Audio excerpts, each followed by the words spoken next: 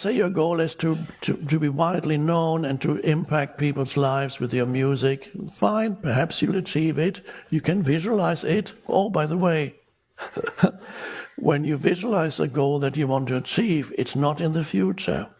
If you, this is to do with manifesting. When you want to manifest something, it doesn't work very well when you think, I will be famous, I need to be famous, I want to be famous. Not good for manifestation. If you want to manifest something, you have to start with the foundation for manifestation is always the present moment. It's not the future.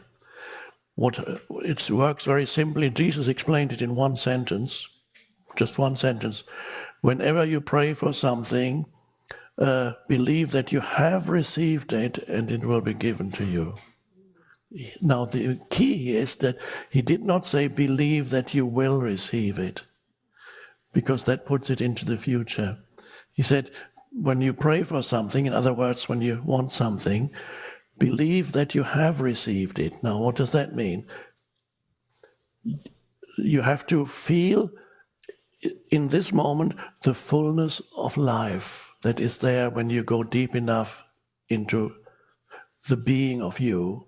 Then you feel there's the fullness of life, and you feel there is a sense of joyful aliveness, that there's a sense of power in you that you sense that is the presence in you. There is a power in that presence, and that power is something that you could almost, there's a fullness in it already. You can't really, once you contact, when you're in touch with the presence, everything else that you could achieve in this life, I have this comparison, analogy, or whatever it is, that which you realize within you, the power, is the cream. And everything else that you could achieve in this world is the skimmed milk. So the fullness of life, this is an expression that Jesus used. He said, and these are all put together, he said, I want you to have the fullness of life. In some other translations he says, I want you to have abundant life. Now, abundant does not mean lots of things, because that would mean that shopping malls are the kingdom of heaven. So, abundant life does not mean abundance as many things. That abundance is the deeper place of a sense of intense aliveness, the fullness of life that you feel within you, that is abundant life. Presence, to feel the life that you are, the consciousness that you are. Out of that everything comes. That's the fullness of life, or abundant life. You feel it in this moment. And then, if you then want to achieve something, you bring a vision, what you want, and to let it merge with that feeling.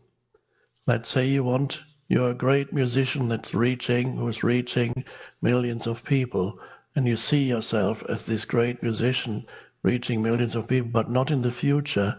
How does this great musician feel once he has reached, or she has reached, millions of people? This is exactly how it feels. The fullness of life. You feel it right here now. You merge the vision with the feeling of fullness of life, which is presence. And then that's manifestation. That also means, however, when you get what you wanted to manifest, you're not any happier than you are already. You're not more joyful or fulfilled than you are already. The fulfillment can only be arrived at in the present moment, because that is, the fulfillment is not dependent on external conditions. The fallacy is to believe that something in the external world that you could arrive at or you could achieve has the capability at some point in the future of fulfilling you, of in whatever way, of making you happy, making you complete, making you peaceful, making you feel your sense of self more strongly, whatever it may be. So the belief that something out there can give that to you, in other words, to put it in the most general terms, the feeling that the world can make you happy. The world could be anything in the world. Could be a person, another person, an achievement, a place, whatever it is. The world can make me happy. It cannot. The world can briefly give you a sense of, I have arrived, but then you see, oh no, that wasn't it. This is the case with relationships, it's the case with anything you achieve, even great worldly success. I've met many worldly successful people who told me they became very miserable soon after their worldly success. So that's not it. So the present moment is the key to all achievement. If you feel the intensity of presence, then everything else is an added onto you. That's all manifestation. Jesus used that expression. Seek only the kingdom of heaven, all the other things that you think you need will be added onto you. They are additions, but they are no longer the things that totally dominate your consciousness and determine whether you turn out to be a happy or an unhappy person. So the joy is found already. If the thing is added to you, you say, oh, that's great. But it doesn't change how you feel already. So you need to find the place of fulfillment in the present moment first, and then you can manifest.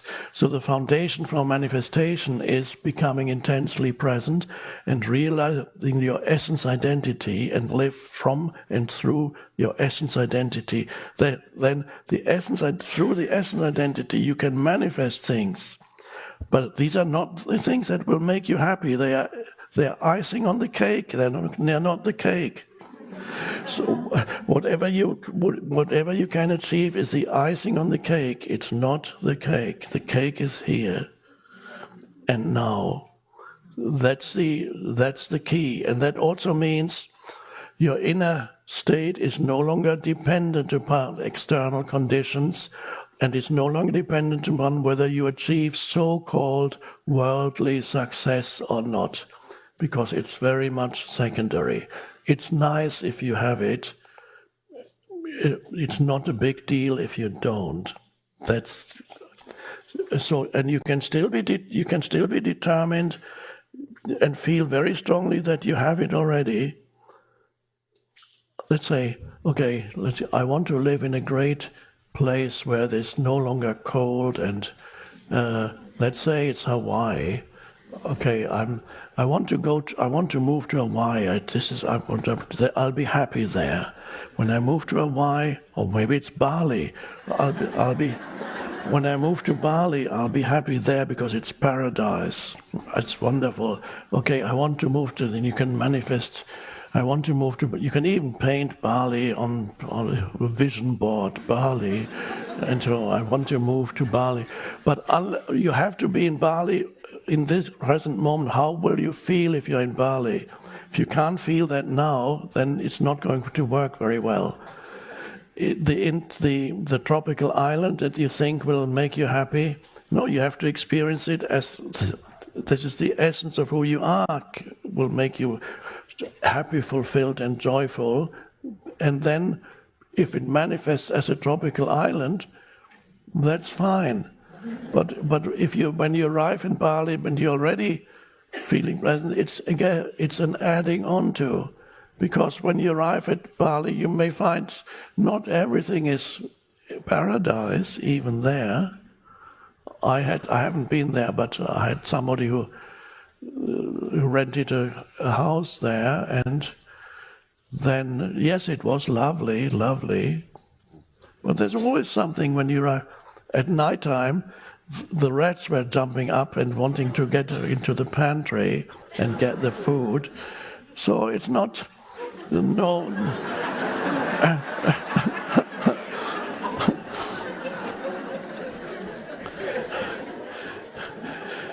if the fulfillment does not come from within, in the now, whatever you achieve will be marred by something. There's always be, yes, it'll be nice, but something will go wrong with it. There's something that seems to spoil your enjoyment of it. There's always something that's in the nature of the external world. Or it doesn't last long enough, and then it's taken away again. Or you get tired of it. Oh, this is so great. Okay, what now? So it's not great anymore. So the foundation is, there are many ways in which we can talk about it, realize your essence identity, and there's no greater fulfillment than to realize the presence that you are, the being that you are, beyond the person, beyond the human, so that and then you become a full human being. The being is the foundation. That's, again, you remember, you probably knew it already, the story of Mary and Martha I told the other day. It's in the new. Mary represents the being dimension. Martha represents the doing dimension. Mary is deeply immersed in being. Martha is active doing things. Ultimately, they're not meant to be two different people. They need to become one human who does not lose connectedness with being when he or she is engaged in doing. And so any kind of manifestation is also a kind of doing when you want to manifest something. So the wonderful thing is you can't really fail anymore, because failure means you're terribly disappointed because you didn't get to that goal. That's all. Your life has just become, you worked for years and you tried, and then you didn't arrive at your goal, and then you develop the mental concept of, I have failed.